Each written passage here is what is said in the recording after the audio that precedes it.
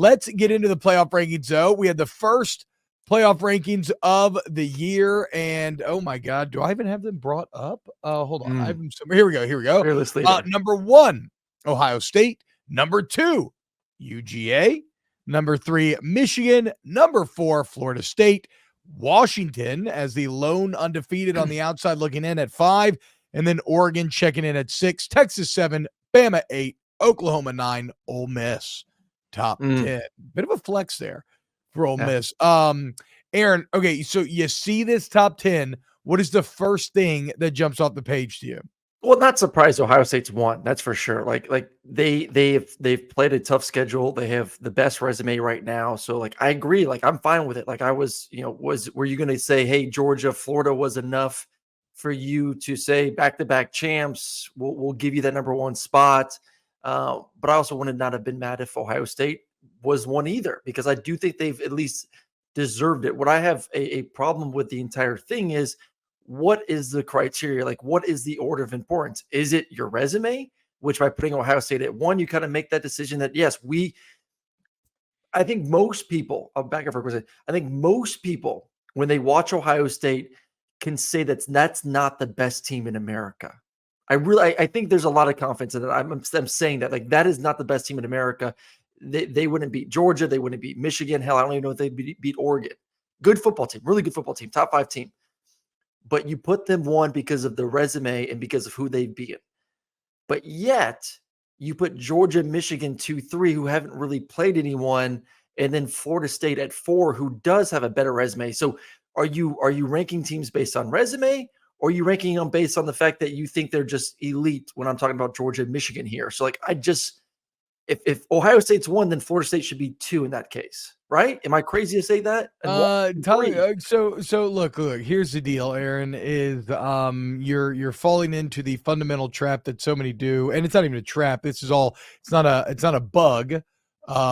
It's a feature. And that is, they don't want a consistent parameter here. Like, that's kind of the entire point of this thing since its inception, right? Was wanting to get away from something like the BCS, where it's just here's a pure formula and the computer's going to spit it out and that's going to be what the teams are. No, like, the whole point of all of this is to use a poorly defined, somewhat vague amalgamation of different reasons to try to find what we as human beings believe to be the best 4 teams. And so sometimes that's putting your thumb on the scale for deserving. Sometimes it's putting your thumb on the scale for what teams you just think look better. And again, that does make sense to me, though. Because you cannot like Ohio State, but objectively, they have the best 2 wins.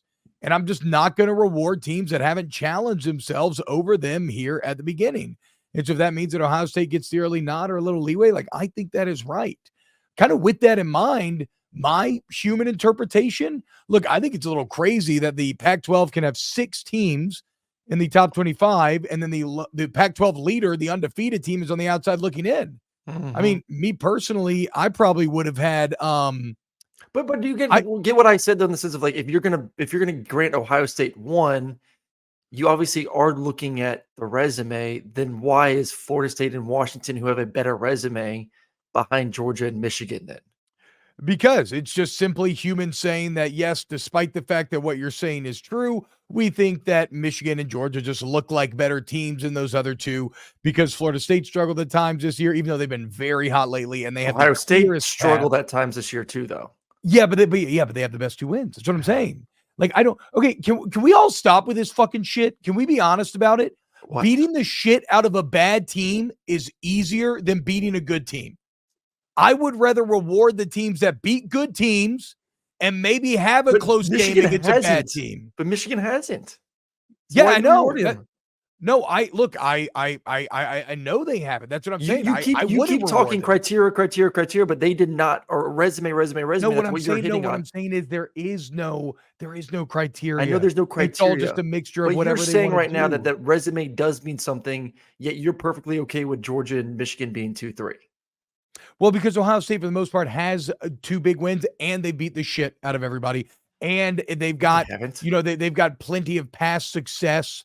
And they've got NFL talent, guys like Marvin Harrison Jr. There's more than enough reasons to make, like, Tyler Ben says, let's be real here. In what world does Ohio State not get blown out by either of those 3 other teams? Like, come on. I don't Yeah. fucking know what Georgia would do against Ohio State. Fuck out of here. If you think Well, Georgia just roll Ohio which State. is why I I don't do, fucking which know I'm what fine with them Michigan's at going to do 1. against Ohio State. Which is why you always say this, T, like the games have to matter. And right now, Ohio State has played the games, which is why I'm perfectly fine with them being 1. Like, I can think that I know Georgia's the better football team than Ohio State, or Michigan's going to win in a few weeks. Like, I think I know that, but we really don't. Like, just because Ohio State's winning in a different fashion doesn't make that team incapable of winning a game in Ann Arbor, or winning a Big Ten championship, or winning in the playoffs. Like, they are more than capable. Like, that is a really good defense. It's not what we're used to seeing from Ohio State, but they have found ways to win big time football games this season. And so I'm going to give them the benefit of the doubt. I'm still stuck on, like, to me, Washington. I didn't even think about the fact that you brought up all the teams in the Pac-12 are undefeated. I know they even look great as of late. Florida State has some good wins on the resume. LSU win looks better and better, and that win may even look significantly better after this weekend. I know Clemson doesn't help the scenario, but they have better resumes. And I think for Florida State's sake, Florida State has had maybe one bad game this season, but they've still won. Boston College. But No, they and they beat won. the hell out of everybody else. No, look, Yes. So this is the deal, though. I'm also not going to spend too much energy getting mad about 1 through 5, because let's be clear about how the table is set for November. Let's look at Washington. They're going to play number 20 USC, number 18 Utah, number 16 Oregon State, and a Pac-12 championship game. Yep. Washington controls their own destiny. Yes. UGA will play number 12 Mizzou, number 10 Ole Miss, number 17 Tennessee, plus an SEC championship game. Another control your own destiny. Michigan will play 2 top 10 matchups. They got Purdue, but then Penn State, Maryland, then Ohio State. Again, and let's be clear with Michigan.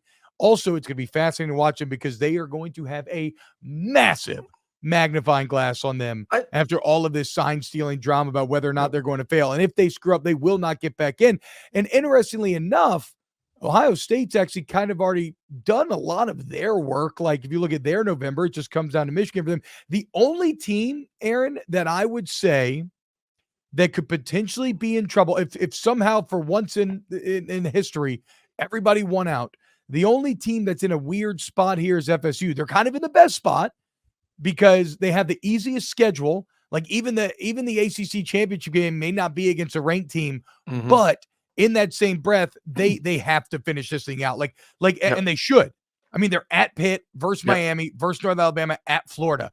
ACC championship against an okay team. FSU should be in this playoff, but they have no margin of error. Well, you bring up and control your destiny. You mentioned the top 5. I think there's 11 of the top 13 teams that control their own destiny right now. Like, there's 11 of them. Like, you take care of business, you'll be in the playoffs. Ohio State, Georgia, Michigan, Florida State, Washington, Oregon, who I still think is going to be that team. Texas wins out, they're in. Alabama wins out, they're in. Oklahoma wins out, they're in. No. Hold up now. Big 12 ain't in. Big 12's in a bad spot here. If the Big 12 wins out, you could still have an undefeated Big 10 champion. The SEC champion's going to get in. Florida State, like we said, has a relatively easy path to going undefeated, and then Pac-12. So, no.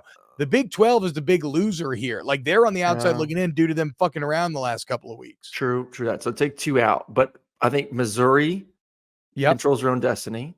They do. And I think Louisville, possibly Ole Miss does. Ole Miss does as well, right? No. Ole Miss does not, because they lost to Alabama. They would need Alabama to lose. My bad. So they technically do not control. You're right.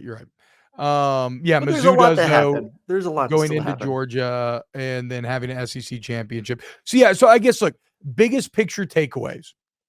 FSU really can't fuck this up, because they're kind of in the playoff to me from an ease of schedule standpoint. Like, you're not going to leapfrog FSU if they continue to look great and they just win out.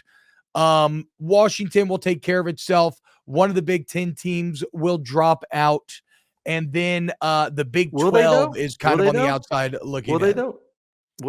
If Michigan loses, they're not getting back in. But if there's Ohio State as well. Ohio State doesn't look like they looked in the past few years. This is not like the overwhelmingly good Ohio State, who just maybe only 2 lost teams, to a good Michigan. Only 2 teams have never made the playoffs ranked number 1 It was Mississippi State, the first one, and then Tennessee last year. So obviously it can happen. But getting that number one ranking initially for Ohio State kind of does somewhat set the table of if unique things do happen in the ACC or the Big 12, and say you have a couple losses to the Big 12, and say Florida State does lose a game, that a competitive game in Ann Arbor and Ohio State's 11-1, that they may still be in it when it's all said and done because they do have a better resume, better wins on the record than Florida State. But you're saying if Florida State wins out? I'm saying Florida State loses one. But then the Big 12 comes into play. Like a one-loss Big 12 champion and I mentioned in there over a too, one-loss Ohio State. If both teams in the Big 12 have 2 losses, which is possible this I weekend. do not. Look, I know these things always go awry. This feels like as good of a year as any where a conference will not get 2 teams in. Yeah, I will say this. The team that probably has the chance to play the biggest role of psychopath chaos agent is actually LSU. Because if you go beat Alabama this weekend and then you find your way to Atlanta, and then let's say you win or you could even say Alabama, because if Alabama won the SEC championship, a 2-loss SEC champion kind of just fucks everything up. Because but Alabama has one loss though. Alabama has one loss. Okay. So in this scenario, this would be Alabama losing to LSU, but then still winning the West. Yes. Like whoever wins this game this weekend, if they beat Georgia and they end up with 2 losses somewhere along the line, then just keep it simple. If LSU wins this game and LSU beats Georgia, with the Heisman Trophy, with what we would perceive as the Heisman winner, Jaden Daniels, would you keep the SEC champ with the Heisman Trophy winner out of the playoffs? Yeah, I think he's out, dude. I think a 2-loss team is out. I think there will be stronger candidates. That's what I'm saying. So that's why LSU, that's why I'm calling them the biggest chaos agents in all of this, because they have a relatively clear path to just kind of fucking everything up. So I think this is all fun. Again, guys, go back to what we just said about November. Look at the schedules for Washington, UGA, Michigan, Ohio State. Understand that this stuff's going to work themselves out. If you're a Florida State fan, this is such a funny time because, again, your path is so clear. You just can't, How long does Ohio State hold on to it?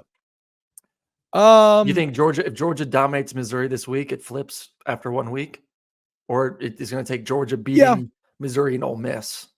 No, I could see it flip, and plus Rutgers is not bad. Rutgers is 6-2. The 2 Ohio State's got this weekend. So if Ohio State dominates, they probably hold on to it, I would imagine. But if it's close, maybe I don't know. But again, this is just the initial rankings. I love how Kalen DeBoer said it, where they were trying to bait him into getting upset about being outside the top 4. He's like, it's initial rankings. We got a target on our back. That's cool. We're gonna go out here. Kirby loves it. We're gonna have our opportunity. To play. Yeah, Kirby's like, they thought you were the second best team. Oh my God. What the fuck is wrong with them? I can't believe everybody. Take Georgia, baby. Was it -15, -16 right now? I wonder if that number's crept up at all. But I'm kind of feeling it a little bit more now. We'll break that down here. Yeah. So yeah. Look, and I agree with this statement. All 2-loss teams are out, which means that Louisville and I think a 1-loss ACC is actually out as well. So I only got Missouri, Penn State, Ole Miss, Oklahoma, Alabama, Texas, and Oregon as teams that have lost that could still potentially get in. Kind of a fun grouping there, to be honest. All right. So look, there's your first playoff rankings. One last final side note here. Also, I would have put Florida State over Michigan, but whatever. That's fine. That's just me. No one should be more upset with their coach than Miami. I think it was a Heather Dinich piece in which she pointed this out. It's so true. They have wins over A&M and Clemson. Had they just knelt that ball, Miami would be 7-1. They'd be in the top 15, and they maybe would have an outside shot at this thing. Instead, they're unranked. What is quick thoughts? I know we have to get to our game predictions. Are you okay with Oklahoma behind Texas? I know that's been another hot topic. It feels stinky. Yeah. Because they lost the head-to-head. But Texas winning by double digits in Tuscaloosa is actually a stronger win than Oklahoma beating Texas. And one of the quirks about college football, we all know this, it's not just if you lose, it's when you lose, And that's weird, and it's just is what it is, though. And so when you lose recently, yeah, you're going to get Well, it's not dinged. even lose. So, They've looked bad the past 2 weeks with the loss on yeah, top of that. So it doesn't no, help. but exactly. But they also just lost. So Yes. when you just lose, you suffer the consequences. Recency Like bias. Yep. when Ohio State wins the Natty in 2016, they overcome the Virginia Tech loss because it was the second game of the season. Mhm. So it was a long time before then.